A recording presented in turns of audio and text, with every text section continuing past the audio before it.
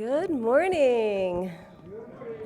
Now I've got to do something this morning before we get started. I got to put my name tag on. Does everybody have your name tags? Name tags? Some of us don't have great memories, so there's been a request from more than one person that we all remember to wear our name tags, so I'm going to do that too. If you do not have a name tag and you would like one, there is a sheet out front where you can just put down your name and we will make you a new one at any moment. So, all right, check. Good morning. I said that already. Oh, wait, I had scripts somewhere. Hold that thought. Yep, there it is. So I make sure what I'm going to say. So let's say, it says, say good morning. I did that, check. And a heart-filled welcome to Emerson to each of you. My name is Reverend Deborah Bennett, and it is indeed a precious gift to be with you this morning, one I do not take lightly with each moment that we have together. I want to have a special welcome this morning to anyone who may be joining us for the very first time. Welcome, welcome to you. We hope you are nourished in heart and mind from our service today. As a Unitarian Universalist congregation, we welcome a wide variety of theological and spiritual beliefs, and we honor the inherent worth and dignity of each and every person. So please know you are welcome here. And today we have another special day in our congregational calendar here at Emerson. In Unitarian Universalist congregations, when a youth has either reached the age of 18 or has been active in our faith formation classes and is now a graduating senior, we celebrate this event as a rite of passage with a ritual that we call, guess, bridging.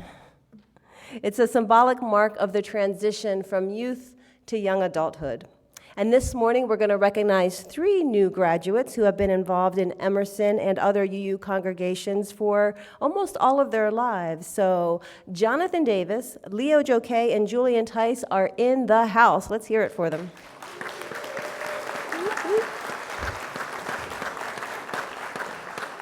Now, truly, the length of their involvement in UU congregations means that they have been active in Unitarian Universalism longer than a good many of us adults here today. So I look forward to hearing from them.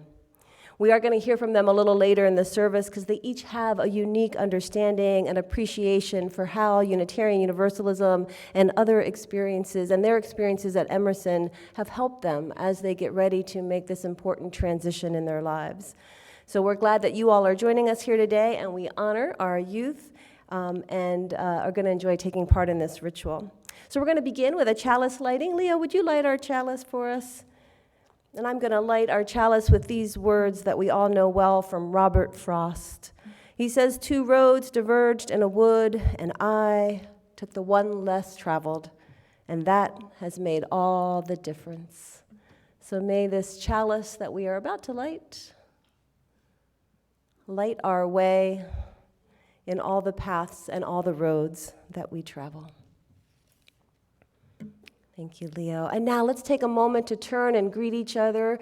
Everyone welcoming each other in the sanctuary. Those of you online, feel free to unmute and say hello. And let's offer each other our congregational affirmation, which is we need not think alike to love alike. And I'm going to check on the air condition. I don't know about anybody else, but it's a little hot in here. Okay, mingle.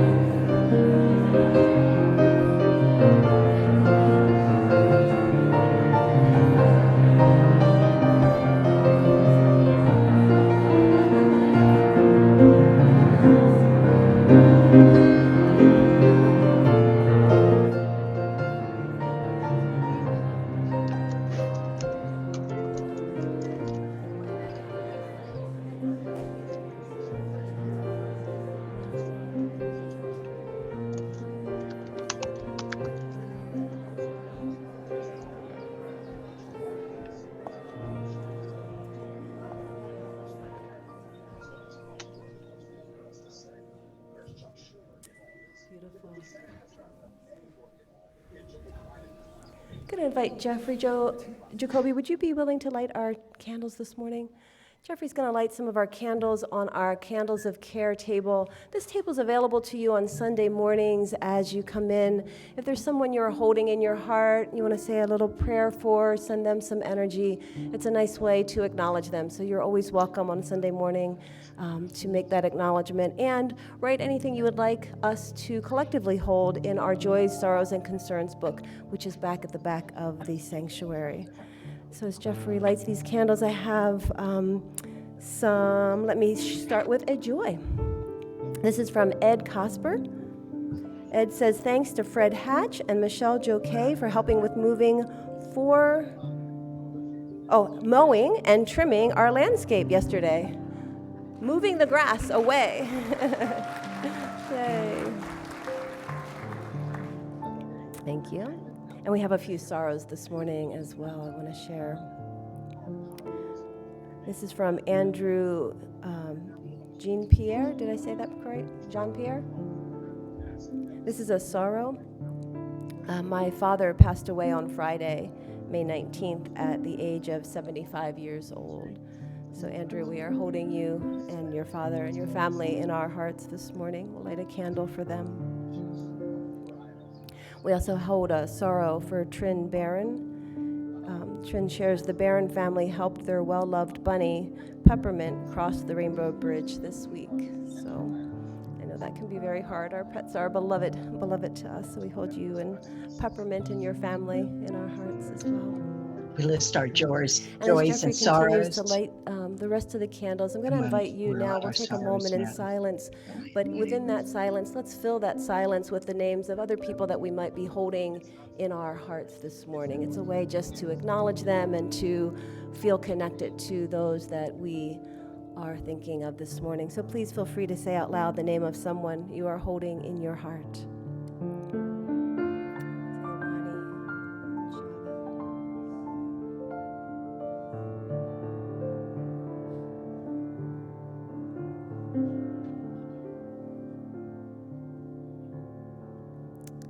Holding all of these names in our collective heart, as well as those that we do not know in this world who may be suffering.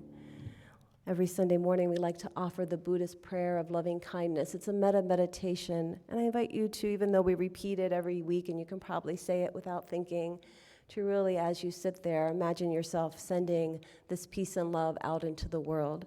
So I'll invite you to repeat the words after me. May we all be filled with loving kindness. May we all be free from harm and suffering. May we all be well in body, heart, and mind. And may we all be at peace. Thank you. We're going to take a moment to share our basket. This summer's, good, Michelle. Oh, thank you for saving me.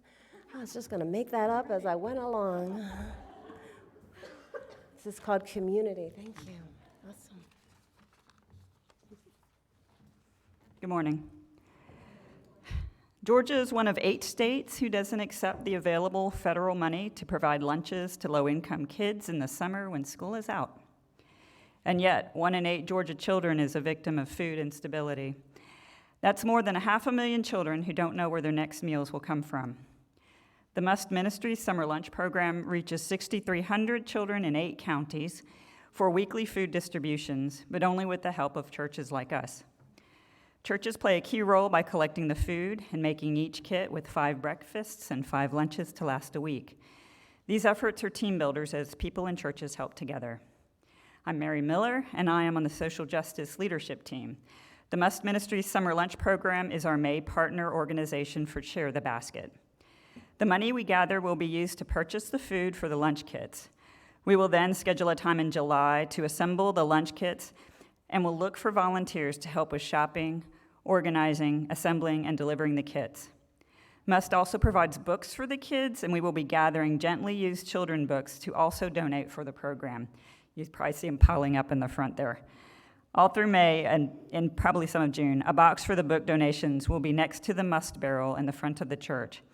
Must lunches are provided for kids aged 1 through 17, so keep that in mind with the books. Thank you.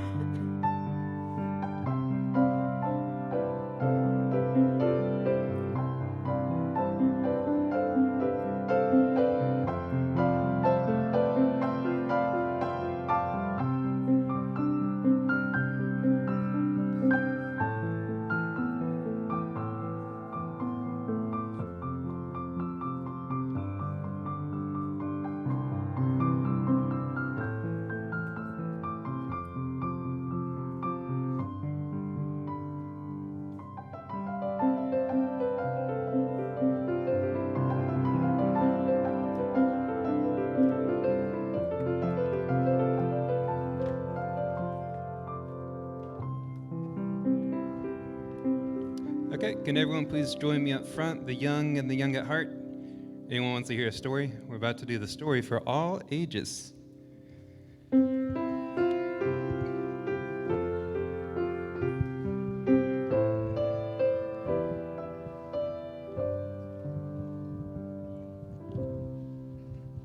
That was beautiful, Bruce. All those transitions. So today, we're talking about getting old. Yeah, it's one of the most fun, horrible things that happens to everyone. So I'm going to tell you about a community, a lot like ours, actually, except they were special because they had an old, wise person who seemed to be like 1,000,000 years old, and they knew everything. I didn't look at you meaningfully. Yeah. And this person could solve any problem. But one day, they disappeared. There was a kid just like you that was looking over and, looking at the old person thinking and doing what wise people do. I don't know what they do, but they do stuff. And the kid turned away to look at a butterfly, as you do, and when they looked back, poof, the old person was gone.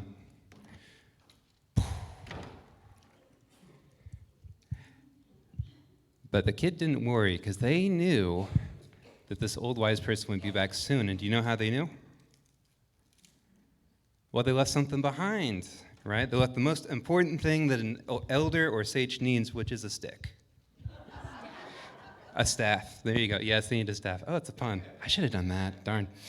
So anyways, stick is really important for like leadership things. You can point, you can poke, you can swat, you can lean.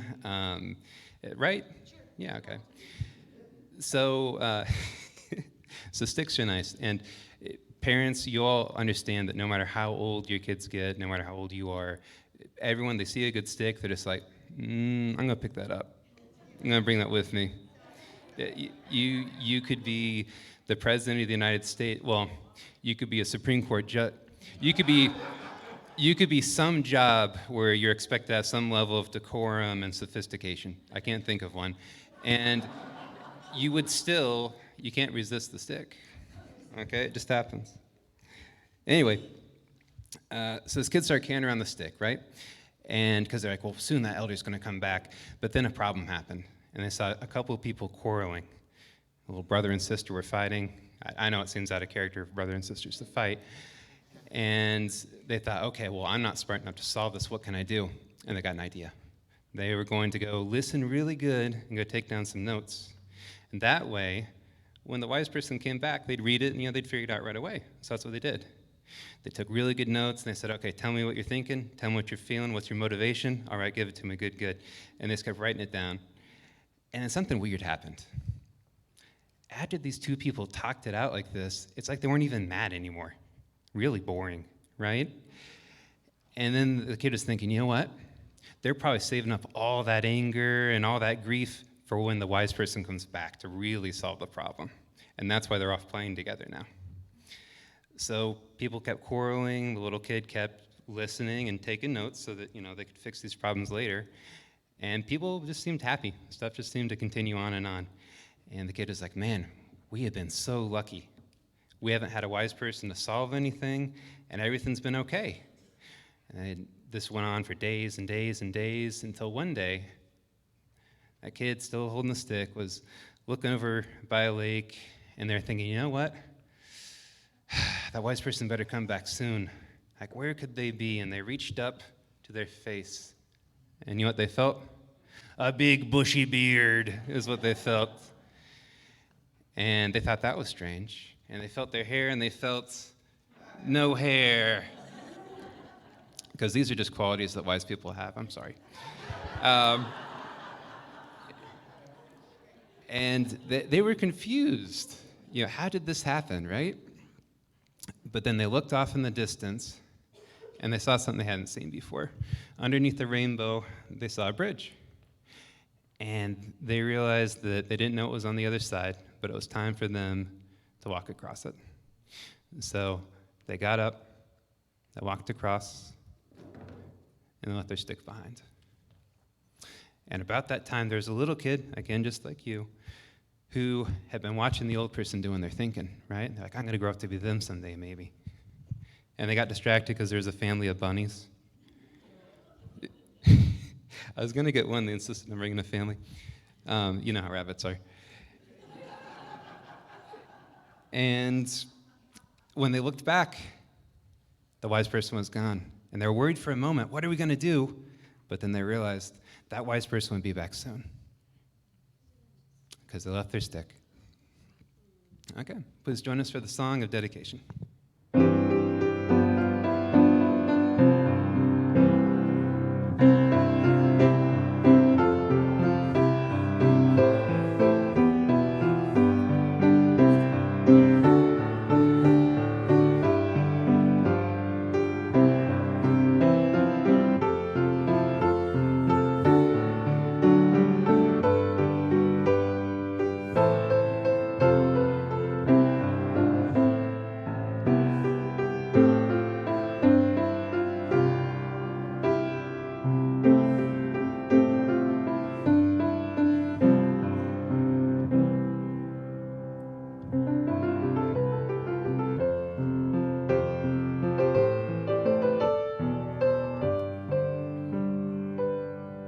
Thank you. Yes. Children, if you would like to stay for the bridging, you are welcome to. If you would like to go play, you're welcome to do that as well. No, that was beautiful, and I'm going to invite us all into a moment of silence and centering as we take in those wise words of that hairy, bald guy. So if it works for you to close your eyes, feel free to do that. Otherwise, just have those soft eyes. And let's all take a few nice, slow breaths together.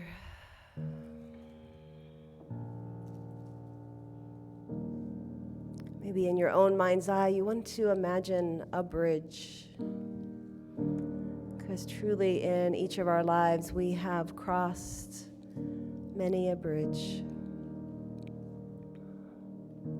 But before you cross whatever bridge is in front of you next, I'm going to invite you to take a spell, as they say, and just sit.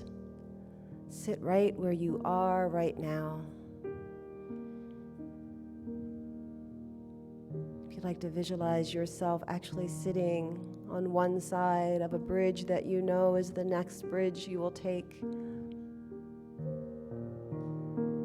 go ahead and visualize yourself there now. Perhaps it's a bridge over a stream or just over some rocks. Perhaps your bridge sits in a beautiful meadow or in the woods. Take a moment and just sit where you are. Take a breath in and a breath out. It's okay to be exactly where you are right now. You don't have to know all the things that are on the other side of that bridge. Right now is our time to just be together here and now. So take that in.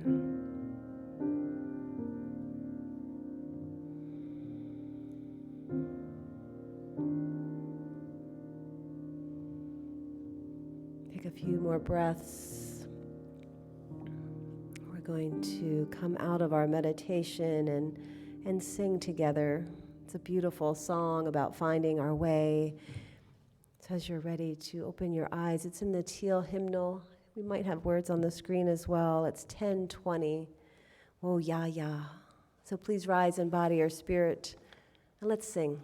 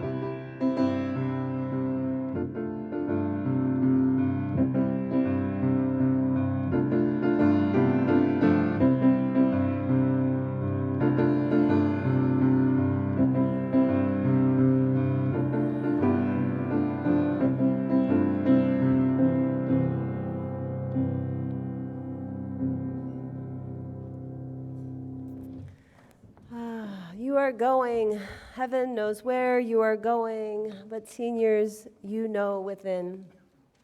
And you will get there. Heaven knows how you will get there, but you know you will. And we do as well. We trust your life to unfold in beautiful ways and take you to the places of your dreams. So let us begin our bridging ceremony and get these guys across that bridge. Michael, would you join me? So Emerson has this love tradition. Oh, I'm sorry. No, don't join me yet. Michael, would you join me? Bruce will fill you in about what it's like to. Anyway, Emerson has a long tradition of inviting our graduating seniors to address the congregation before they bridge from youth to young adult. So each graduate will be introduced by a beloved Emerson adult who has supported and championed them along their way. So we're going to begin. I invite Angelica Deltzer to introduce our first graduate, which is Jonathan Davis. Angelica.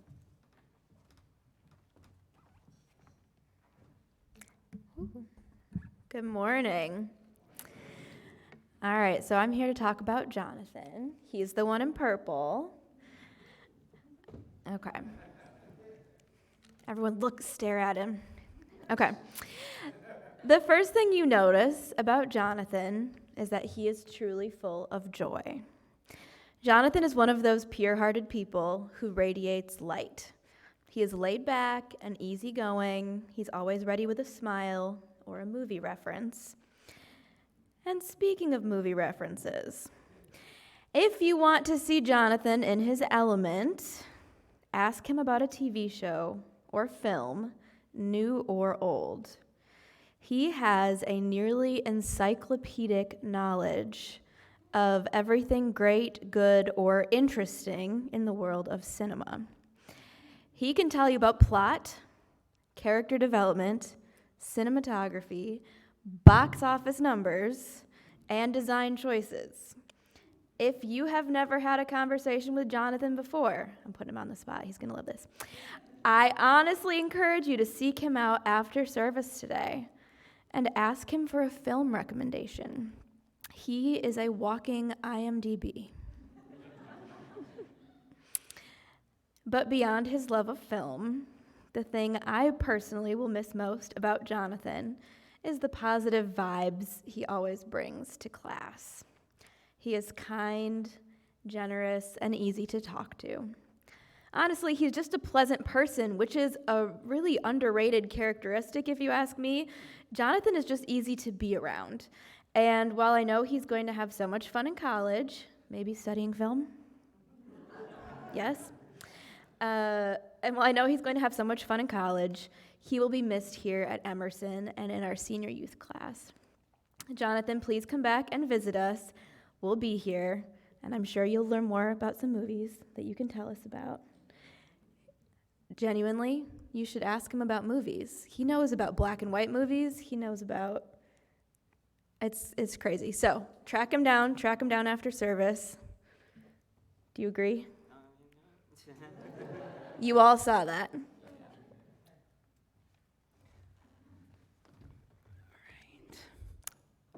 Hello, Emersonians. My name is Jonathan Davis, and I have been a member of this congregation since 2021. Before I came here, I was part of another Unitarian Universalist church since I was born, so I've been a lifelong UU. I left my previous church just before I had the chance to do the coming of age ceremony, and I came here a little late for that. Despite this, I can share with you that I have a UU identity with a smidge of Jewish agnosticism. I believe that these can coexist in me without conflict. Here at Emerson, I have been a part of the senior youth attending our RE faith formation class. I have really liked the conversations we've had and the people I've gotten to know, both the kids and the teachers, Angelica, Noel, and Richard. I have enjoyed the services, social time before class, and walking on the grounds behind the church and seeing the farm animals that the garden school takes care of. I have also enjoyed the potlucks and the little movie nights here too, where I got to see the films I Am Not Your Negro and Black Klansman and participate in the discussions afterwards. I thought these were very good films that spoke truth to a lot of issues. Along those lines, last year, I traveled with my sister Sophie and Emerson to the Peace and Justice Memorial and the Legacy Museum in Montgomery, Alabama. I had learned about slavery and post-slavery injustice living here in Atlanta, but this was even more educational, sad, and eye-opening than I had experienced before. I've also tried to find ways to give back. COVID times somewhat interfered with this, but I've enjoyed planning and participating in the youth-led services, donating clothing for the Gateway Center, and helping Beth Klein sort RE materials, which included games and other items. I appreciate all the opportunities that Emerson had offered me to learn more about the world and inspired me to contribute to it. This fall, as like Angelica speculated, I will be starting classes at Kennesaw State University in their media and entertainment program with a film studies minor. As I move on into adulthood, I will be taking on the wisdom, support, and memories I received from Emerson and the interactions with many people with different perspectives that I've had here. I would like to thank Reverend Deborah for sharing her introspections for her sermons and for making today happen. I would also like to thank Angelica Delzer, Noel Garwick, and Richard Croker for being such great RE teachers, and Beth Klein for being such a great DRE. I would like to thank my parents and sisters and brother-in-law, and my former DRE, Tony Ann Reed, whose guidance helped me to find my values and whose support I continue to feel. I also want to thank my fellow youth classmates for supporting me and each other in our journeys over the past 2 years. Finally, I'd like to thank Jim Bennett for teaching me geometry and Dominic Thomas for giving me an impromptu tour of KSU when I randomly ran into him there one day. Thank you.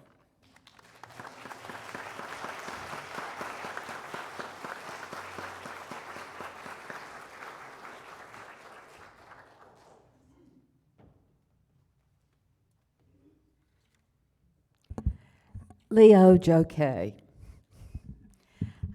I met Leo when he was in a baby carrier on Michelle's back. So I have known him through all kinds of stages that he's been through the years.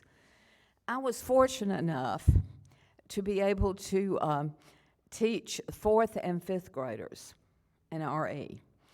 And I was asked to teach them because it was an all-boy class, and they were interesting.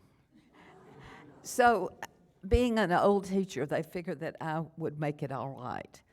But one thing I found out about Leo is his unique brain. Every Sunday, the children would come in and we'd sit in a circle and talk about what happened to us over the week. And all the kids, I forgot my homework, my mother grounded me, all that kind of thing. But when we got to Leo, he gave us a lecture on atoms and molecules. And I often thought that I would like to ask Leo to come in my 8th grade science class and explain it, because it was so clear how all the environment made up of atoms that form molecules that make water and sky. But that was totally awesome. And it also reminded me what a unique brain he had. But I think one of the instances with Leo that I remember the most is that when we moved from Holly Springs to this church, I cannot believe how upset my 4th and 5th graders were that we were leaving Holly Springs. And I did the best I could to make them feel better, but I just made them feel worse, because before it was over, in a few minutes, we all were in tears because we were leaving that church, because that was the only church they had ever known. And it also bothered them that we were coming to a Baptist church, and they were worried about that. And I said, no matter what, we're UUs. But in the middle of all the tears and all the sadness, Leo leaned out and said, listen up. There is a hot tub at that church. So I had to decide, should I explain baptism now? And I figured, to you kids, no, I would just forget that. And I said, that is totally awesome. But I always recognized what a great brain Leo had and what a great future he would have. But his empathy was so important to all of us. So, Leo, I'll miss you. Good luck.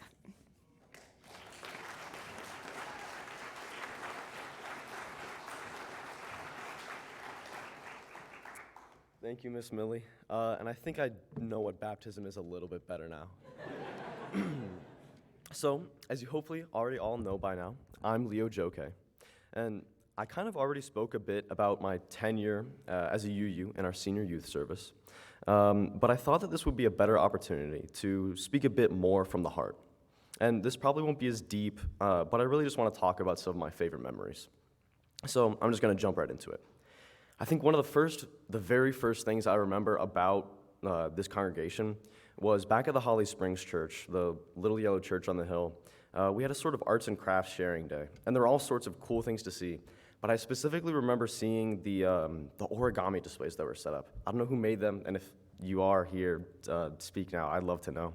But there are all these beautiful cranes that were made, and these, I think the coolest one was, there's this Japanese shrine that was there, and that was so spectacular. I love seeing that. And just all the other creations, there was, glass and stuff like that, too, that I loved. Another thing that I have really fond memories of were the pancake breakfasts, and especially the chili cook-offs. And sharing those with my fellow classmates here, because they are a fundraiser for the youth. I remember, of course, one of my fellow graduates, Julian, someone uncovered a book that we had written in, and it was our future goals. And in it, there was a picture of us riding a motorcycle, and it said we wanted to go fast and fart. So I can't remember if we've had a chili cook-off since the pandemic, but they're always a lot of fun and very tasty. I specifically love the spicy category when we do them. For more recent events, some of the memories that stand out the most were our trips to other congregations and religious organizations prior to the pandemic in my freshman year. I specifically remember thinking communion was really odd when we went to a Methodist service, but I'm certainly rambling at this point, but I also remember looking up to all the former senior youths, like the Klein kids, and thinking that they were really, really cool when I was little, especially on the old playground at the church. But hey, now I'm one of those people up here, and I hope all you youths can look up to me. I've been a good model. But as a little send-off, I was told it's tradition to pick your favorite Winnie the Pooh quote. I don't have any memorized because I don't know Winnie the Pooh that well. But I did find two that I liked a decent bit.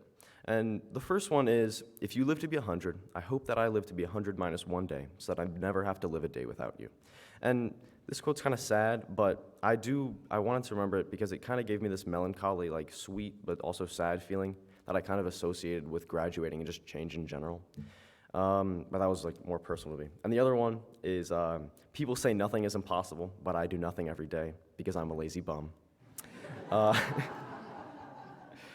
Anyway, to close out, I just wanted to say that this community has been the one thing that has been a constant for my entire life.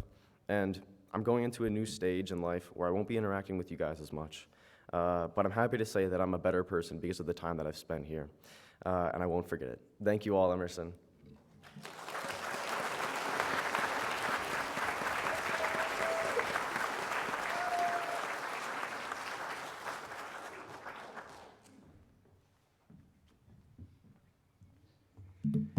Hi, I'm one of our senior youth RA teachers, and I'm here to introduce Julian Tice.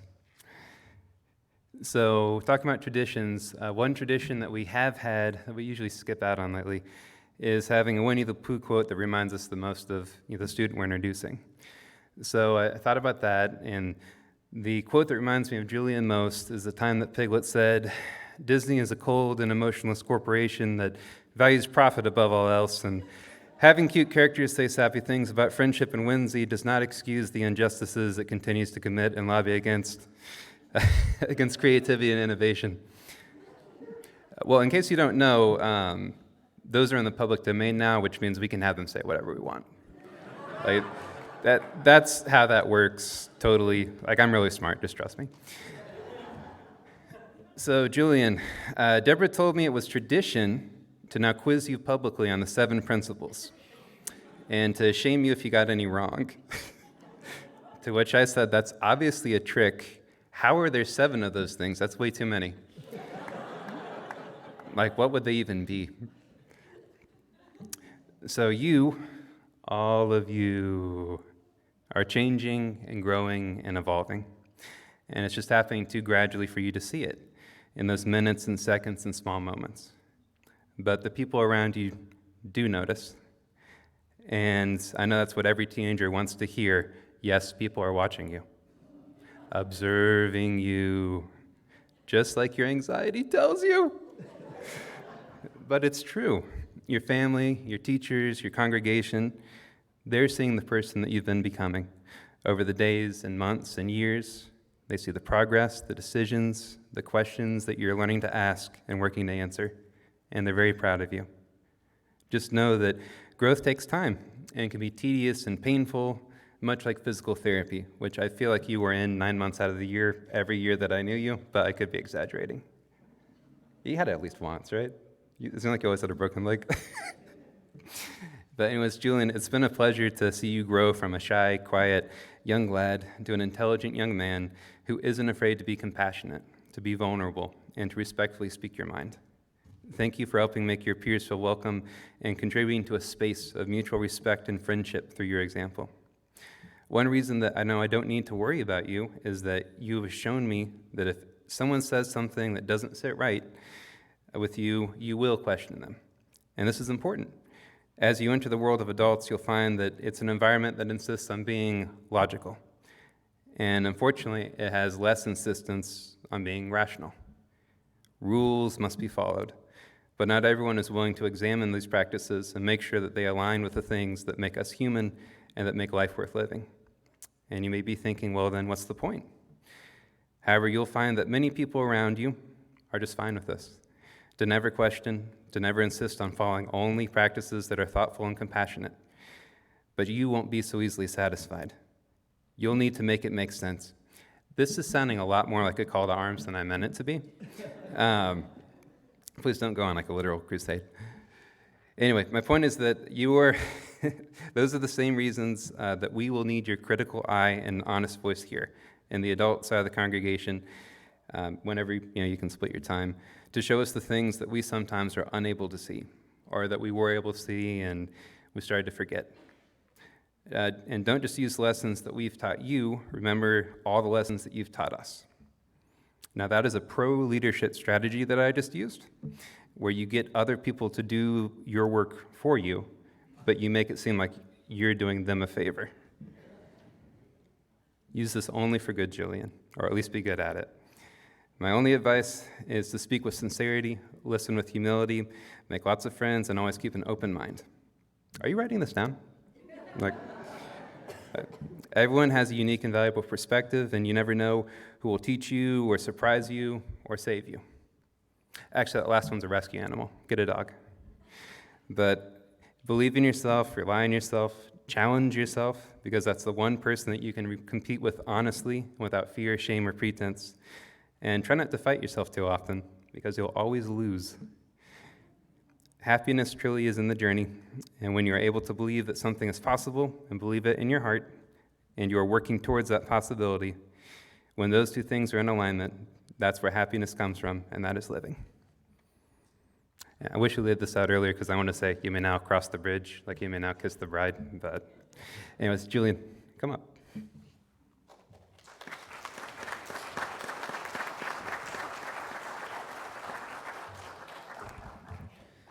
Hi. Like Noel said, I'm Julian Tice, and I've been coming to Emerson for a long time now. It's really been a consistent part of my life since I was little. I started coming to Emerson when I was in kindergarten, and I've attended many weekends since.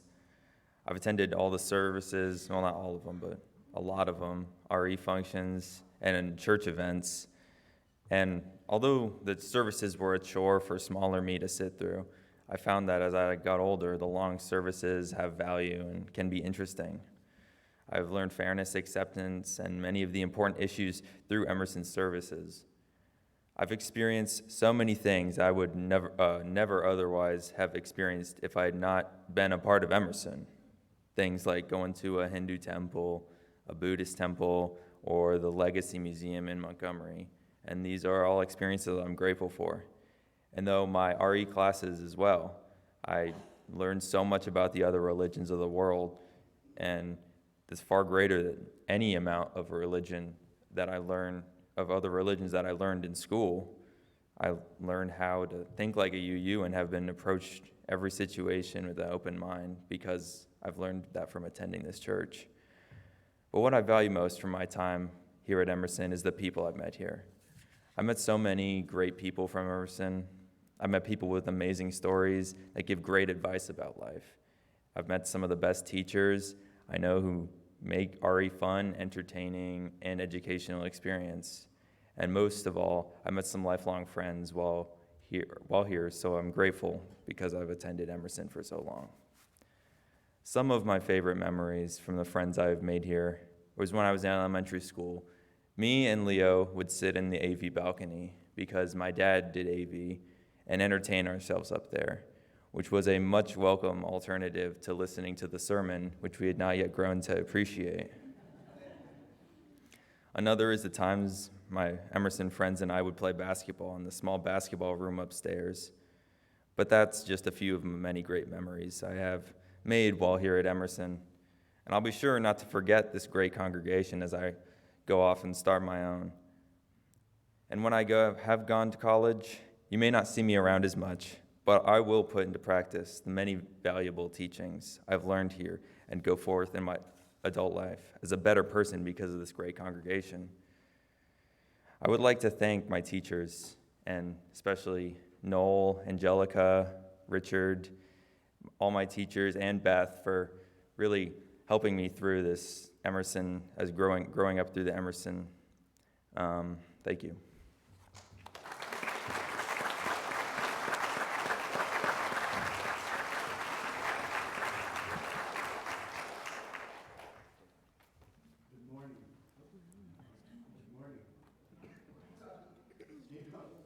check. There we go. Good morning. First, let me say, young men, you are impressive. I have known you for a very short time, but you impress. So congratulations.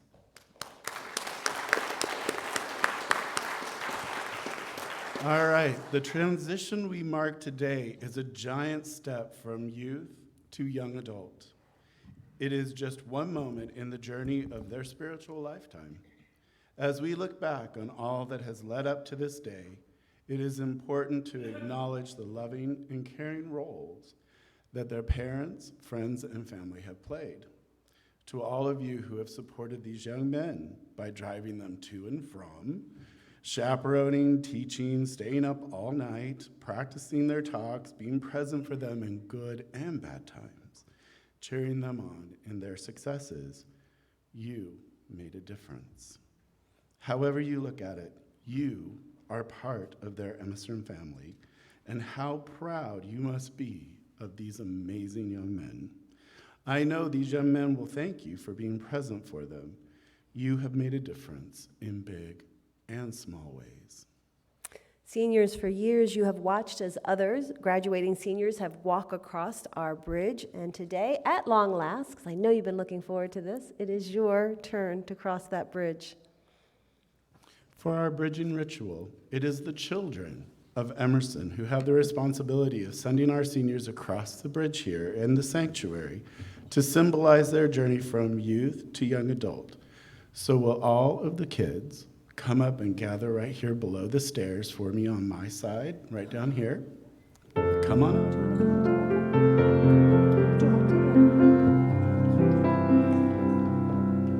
Awesome. You can feel free to be on the steps if you want, or come up. On the steps. There you go. I think some of the other little kids might come as well. And as our seniors cross the bridge, on the other side, it is the adults that will welcome them into adulthood. So I'm not going to invite all of you to come forward, but if a few of you would like to come forward, and if anybody identifies as a youngish adult, I'd especially like you to come forward. But if we could have a couple adults come here, we want to welcome them once they cross the bridge. A few more. Yes, yes.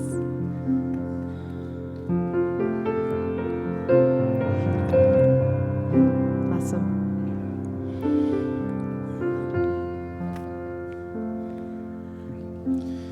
And now, one by one, seniors, you may cross the bridge.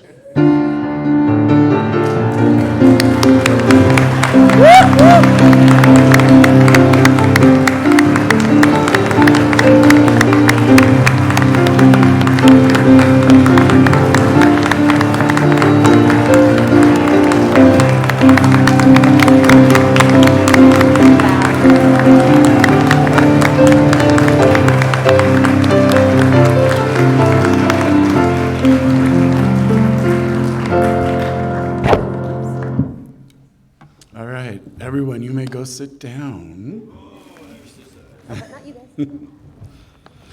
Graduates, your Emerson family wants to give you a gift. Inside, you will find a chalice to take with you through your life. These chalices were born of clay and water from the good earth, just as you were born here on this earth. They are shaped by the skilled hands of an Emersonian artisan, just as those in your Emerson community have had a part in shaping you. They were fired with flames to bring out the chalice's beauty and strength, just as the challenges of life will bring out your beauty and strength. Light these chalices wherever you may go, to remind you of the light of this community, which is always available to you. Thank you for being the light in our lives, and may that light continue to shine for those who come into your life. And there's also an ice cream bowl in there, because that's needed too. Yeah. Let's give them one more round of applause.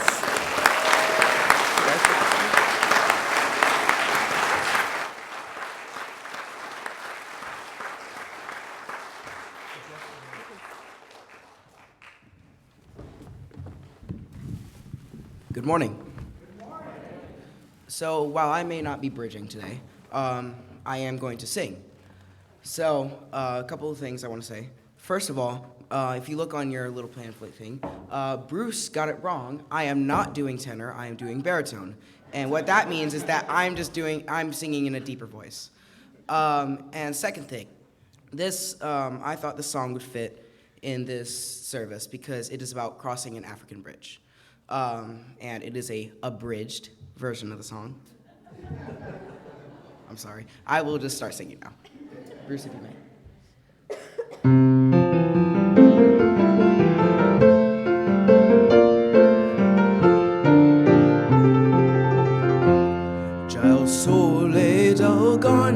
Già sole dal Gange, più chiaro sfavilla, più chiaro sfavilla, più chiaro sfavilla. E te giorni stilla dell'alba che piange, dell'alba che piange, dell'alba che piange, dell'alba che piange. Già il sole del Gange, già il sole del Gange, più chiaro sfavilla, più chiaro sfavilla, più chiaro sfavilla.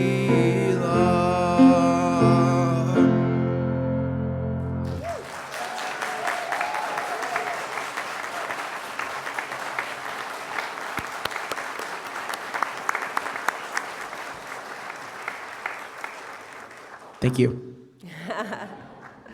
And the great news is Michael's only a freshman, so we're going to get 3 more years of that, right, Michael?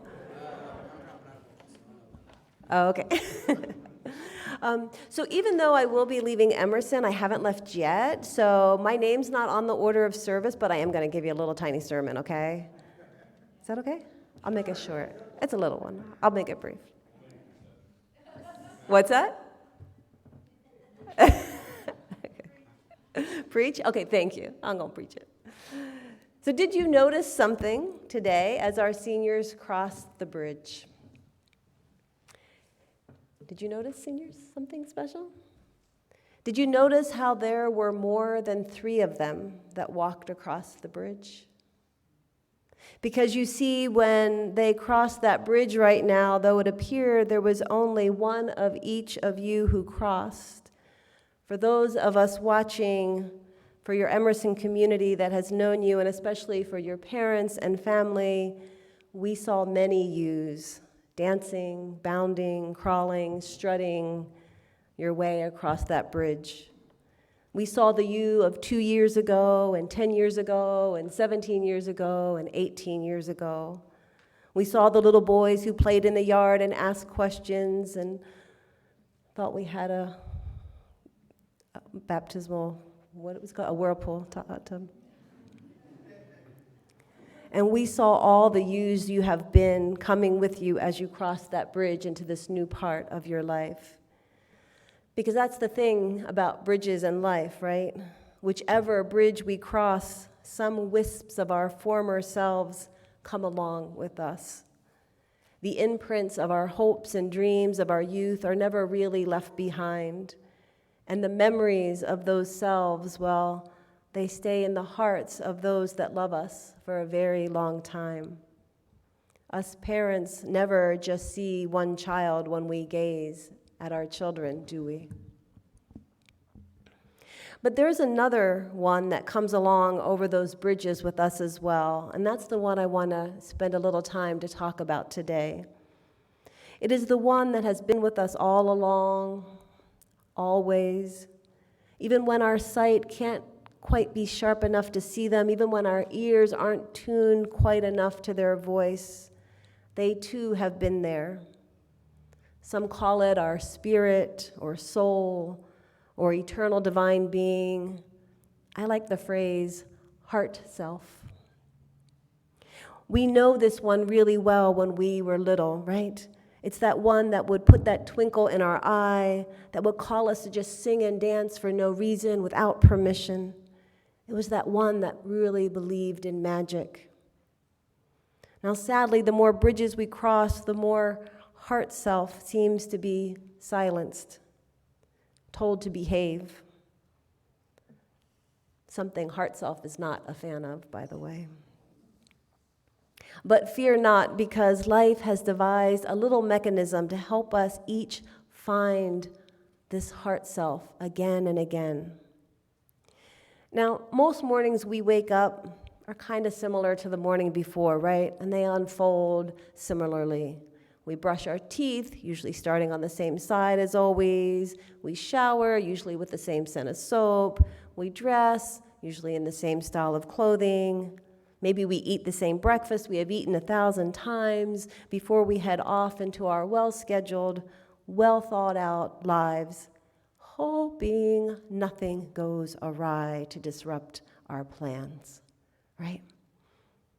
Now, this isn't totally a bad thing. In fact, it's good to make plans, to set goals, to determine how to achieve them.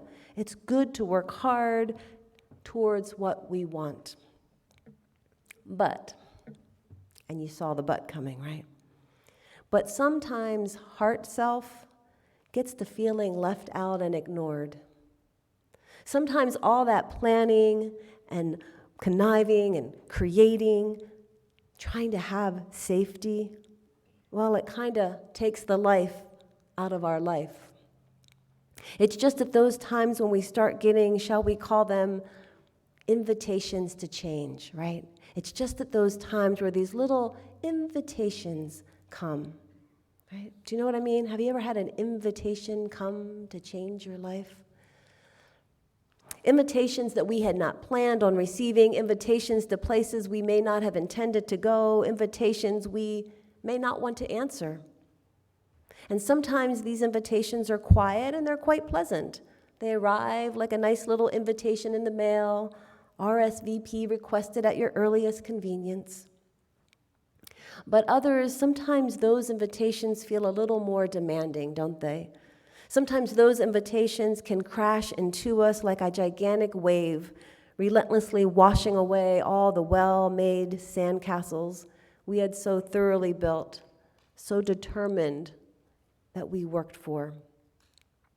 And though at the time we are tempted to turn to the ocean that has taken so much away and scream at it at the top of our lungs, demanding that we return our masterpiece, eventually we tire and calm. And eventually we just stand in awe facing that vast, powerful sea, alone. And there it is, then, in that moment. Often when we do feel most abandoned by the known world, somewhere inside us, somewhere inside that swirling storm of change, that's when we remember. That's when we recognize something. That is when we realize that is not what happens to us in our lives that defines us.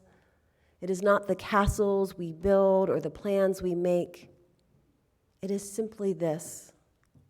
Have we brought our heart self, our eternal spirit, along on our journey? Seniors, as you journey forward in your life, you're going to meet new people, find new places and adventures, and you'll discover things about yourself that right now may just be little whispers in your heart that you can barely hear. And you will change, and your life will change, and paths you did not see in the road will suddenly appear, and waves will crash, and tides will ebb and flow, just like it has done for each of us, just as life has done since the beginning of time. And perhaps it is precisely this changing that is needed for us all to remember to pause and recognize what is eternal in each of us, what is eternal among us. For that is what crossing those bridges in our lives makes a difference. That inner voice that guides us, that knows us, that heart self that will never truly abandon us. There will be people in our lives who will follow us wherever we go, not always in form, but definitely in spirit. And I invite you to cherish them. And there will always be those little ones we feel, our little ones, that come with us, that full of energy self that we recognize from long ago. And there will also always be our heart self. And I invite you to listen to them, no matter which paths you choose. Robert Frost wrote that great poem about coming across two roads diverging in a path. And with your permission, I'd like to change up his last line just a little and read it like this. At the end of the poem, he says, I shall be telling this with a sigh, somewhere ages and ages hence. Two roads diverged in a wood, and I took the one less traveled and discovered that bringing my heart self with me has made all the difference. So may you listen to that eternal self, seniors and all of us, and follow its call wherever it takes us. Amen. Let's sing one more time, shall we? Please rise in body or spirit. We're going to sing When the Spirit Says Do. It's 10:24 in the teal hymnal. Please rise.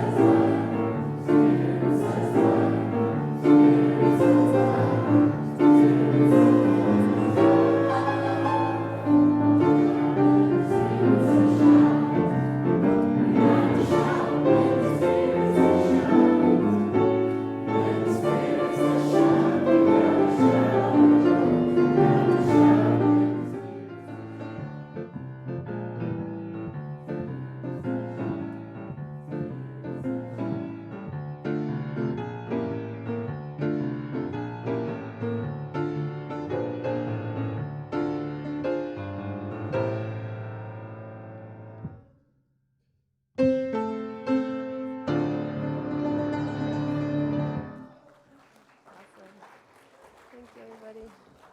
Julian, would you extinguish our chalice for us? Well, any of you? Any? Leo, Julian? All together, let's extinguish our chalice. Please join me in these chalice extinguishing words. We do hope you were nourished in heart and mind today, and it was such a treat to have our seniors speak to us. Thank you, and you are all welcome back anytime to the pulpit whenever you would like. We'll just watch them. You good? Okay. Let's see, how do we do this? We extinguish this flame, but not the light of truth, the warmth of community, or the fire of commitment. Please join me. These we carry in our hearts and out into the world until we are together again. Amen. We're going to move into fellowship time now. Please feel free to stay. In your order of service, there are many activities for adults and children. I think it's our youth and children's last Sunday, so go enjoy that. And those of you that are members or would like to just know what we do at a member meeting, you're welcome to stay. We're having a potluck at 12:20, and then at 1 o'clock we'll have our congregational meeting. So please plan to stay for that. Hopefully the air condition will be down by then. I think we're ready for you, Bruce. Go now in peace. And take peace wherever you go. Make them dance. Give them something to like. There we go.